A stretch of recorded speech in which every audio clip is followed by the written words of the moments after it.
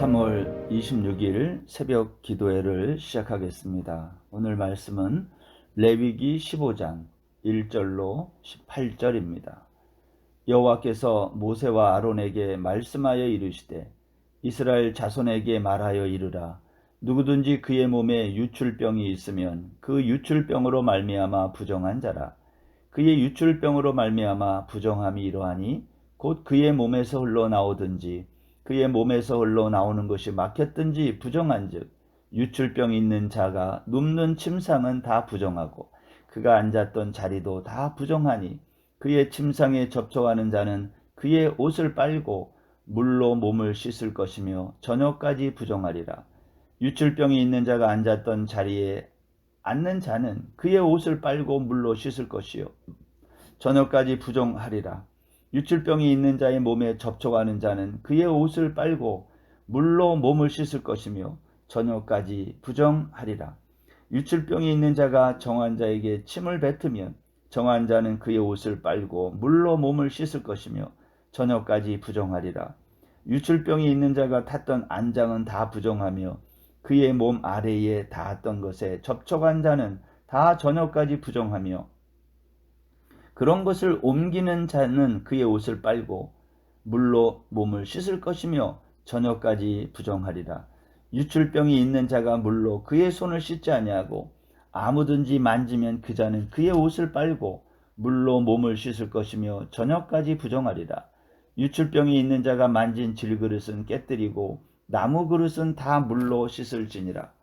유출병이 있는 자는 그의 유출이 깨끗해지거든 그가 정결하게 되기 위하여 이레를 센 후에 옷을 빨고 흐르는 물에 그의 몸을 씻을 것이라. 그러면 그가 정하리니 여덟째 날에 산비둘기 2마리나 집비둘기 새끼 2마리를 자기를 위하여 가져다가 회막문 여호와 앞으로 가서 제사장에게 줄 것이요 제사장은 그 1마리는 속죄제로 다른 1마리는 번제로 드려 그의 유출병으로 말미암아 여호와 앞에서 속죄할지니라. 설정한 자는 전신을 물로 씻을 것이며 저녁까지 부정하리라. 정수가 묻은 모든 옷과 가죽은 물에 빨 것이며 저녁까지 부정하리라. 남녀가 동침하여 설정하였거든 둘 다 물로 몸을 씻을 것이며 저녁까지 부정하리라. 아멘.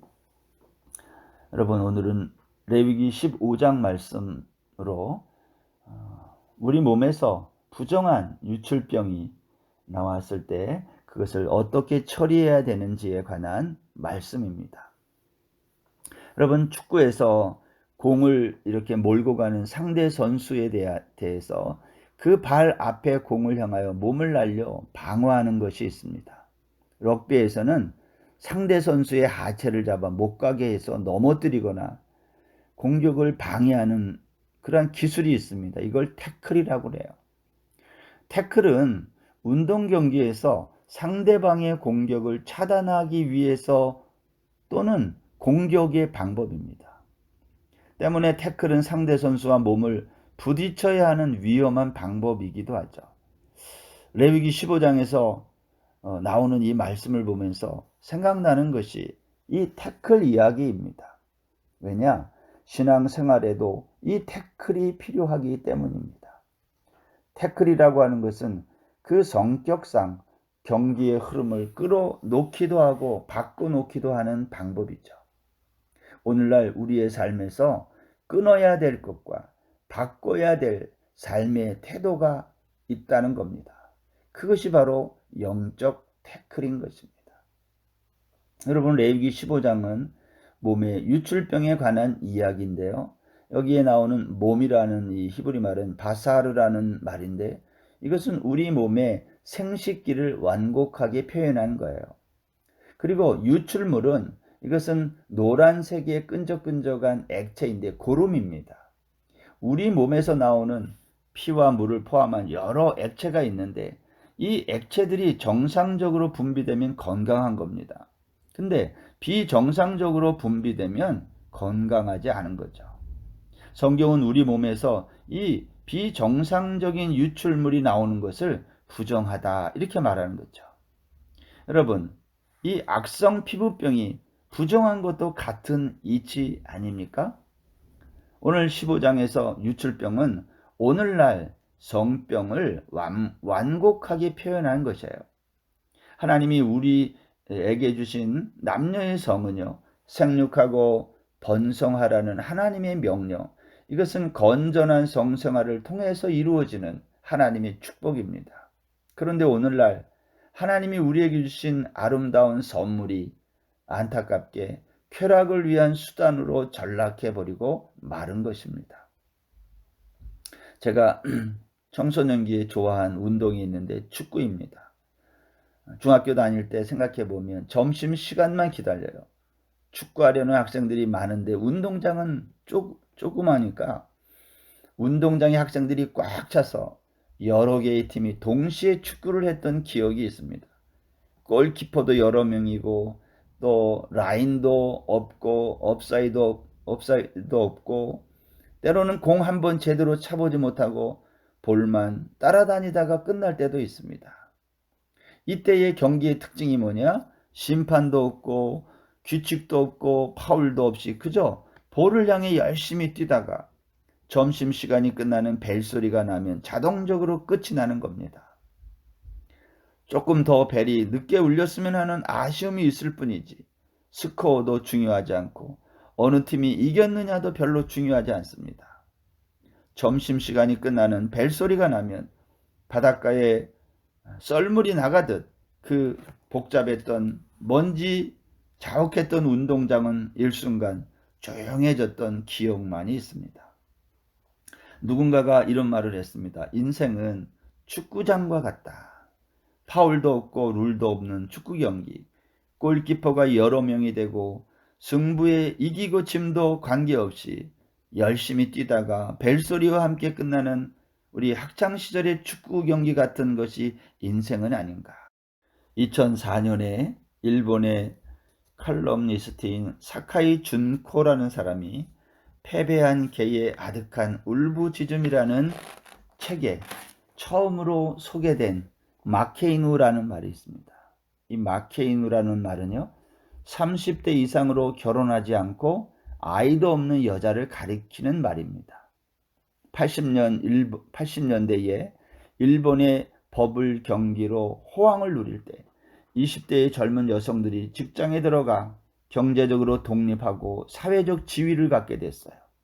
90년대가 들어서 일본의 버블 경제가 무너지면서 30대가 되어버린 이 커리어 우먼들이 경제적으로는 돈 씀씀이가 예전 같지 않고 나이는 들어 결혼도 못하고 따라다니던 남자들도 없어지고 몸에 한계도 느끼게 되어 정신을 차리고 주위를 돌아보니까 주위에는 돈도 없고 남자도 없고 아이도 없고 가정도 없고 자신의 인생에 남은 것이 없게 되었다. 그런 겁니다. 이러한 사람들을 가리켜 싸움에서 진, 패배한 개를 뜻하는 약간은 모욕적인 마케이누라는 말을 쓴 거죠. 그렇다면 결혼한 여자들은 승리한 것입니까? 결혼한 여자들은 마케이누 예비군이라고 했어요. 많은 마케이누들이 선택하는 두 가지가 있는데 첫째는 약간의 도피성이 있는 해외 유학을 가서 자기를 개발하는 겁니다.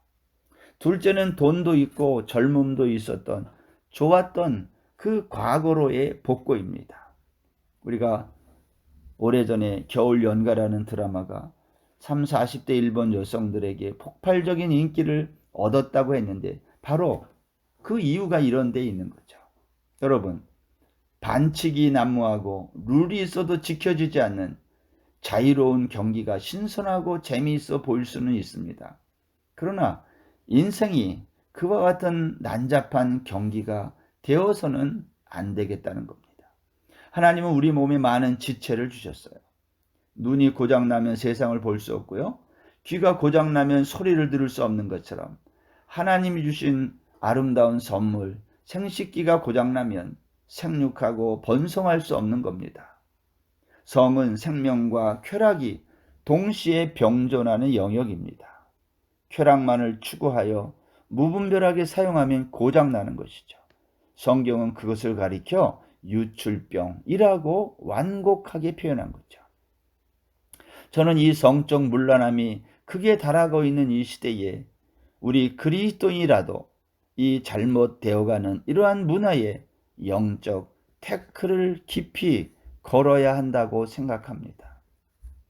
제가 오래전에 본 브로크백 마운틴이라고 하는 영화가 있습니다. 양치는 두 남자의 동성애를 대자연의 아름다운 경치 속에서 그려낸 서정적인 사랑 이야기예요. 동성애도 아름다운 것이라는 것을 그 영화가 갖도록 만든 거죠. 여러분, 우정과 동성애는 다른 것입니다. 엄연히 아내가 있고 오랫동안, 그럼에도 불구하고 오랫동안 서로 그리워하고 서로 사랑하는 스토리가 어떤 사람들에게 위로가 될지 몰라도 성경은 이것을 금지하고 있는 거죠. 하나님이 주신 질서에 반기를 드는 것이기 때문입니다. 이 시대에 감각적이고 감성적이고 다분히 휴머니즘적인 대중문화를 향하여 영적인 태클을 걸어야 된다라고 생각합니다. 한 가정에 아버지가 한 분, 어머니가 한 분, 그리고 자녀들이 있을 때 그 가정이 온전한 가정이 되지 않겠습니까? 아버지가 한둘, 어머니가 둘셋, 그런 가정은 과연 행복을 누릴 수 있을까요? 한 여자가 두 남자와 동시에 부부 연을 맺고 산다면 우리가 영적인 태클을 걸어 멈추게 하든지 아니면 방향을 바꾸도록 해야 한다는 겁니다. 사탄의 공격을 차단하고 방향을 바꾸는 방법은 바로 태클을 거는 거죠. 성은 가정이라는 울타리 안에서 부부 사이의 책임을 갖고 사용될 때 생명과 쾌락이 동시에 보장되는 것입니다. 오늘날 물질적으로는 풍요로운데 정신적으로는 너무 빈곤한, 그리고 영적으로는 온통 왜곡된 성문화로 덮여진 세상에 우리가 어떻게 살아야 되겠습니까? 사탄의 전략을 알아야 영적인 태클을 걸고 우리가 멈추게 할 수 있겠다라는 것입니다. 교회는 공동체입니다. 공동체 생활에서 중요한 것은 남녀 관계입니다. 하나님이 주신 질서 아래서 남녀가 관계를 맺을 때 행복한 것이지 그 질서를 깨뜨리는 것은 불행한 것입니다. 남녀 관계는 보수적일수록 좋다고 생각합니다. 우리가 이 시대의 왜곡된 성문화에 태클을 걸지 않는다면 아마 주님이 우리에게 태클을 걸어 오실 것입니다. 에이즈와 같은 성에 관한 수많은 질병이 그 증거입니다. 주님은 때때로 우리를 쓰러뜨리면서까지 깊은 태클을 걸어 오시는 것은 우리를 안전지대로 옮기시기 위함입니다. 주님의 태클이 아프다고 엄살 부리지 말고 주님의 간섭이 너무 귀찮다고 불평하지 않기를 바랍니다. 주님의 태클이 있을 때 우리는 사망의 음침한 골짜기 같은 이 세상을 안전하게 지나갈 수 있는 것입니다.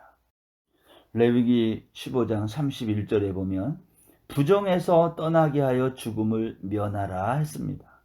바른 성생활은 죽음을 면하는 생명을 위한 길이라는 것입니다. 특별히 우리의 자녀들에게 깊은 영적 태클을 한번 걸어 주시기 바랍니다.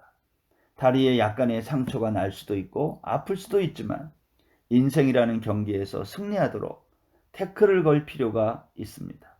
위험하고 불행한 길로 질주하는 사람들에게, 특별히 우리의 자녀들에게 깊은 사랑의 태클을 걸어 우리의 가족이 하나님이 허락하신 아름다운 질서 안으로, 가정 안으로 돌아올 수 있도록 해야 될 것입니다. 그 방법이 영적 태클입니다. 머뭇거리면 태클은 타이밍을 놓치게 됩니다. 오늘은 우리가 주변에 태클을 걸어야 할 사람이 있는지 없는지 살펴보고 그들을 사랑하는 마음으로 그들의 인생의 방향을 바꾸는, 멈추게 하는 그러한 영적 태클을 거는 복된 하루가 되시기를 바랍니다. 기도하겠습니다. 하나님 아버지, 오늘 레위기 15장을 통해서 오늘 이 세상의 왜곡된 문화에 대한 하나님의 귀한 가르침을 듣습니다.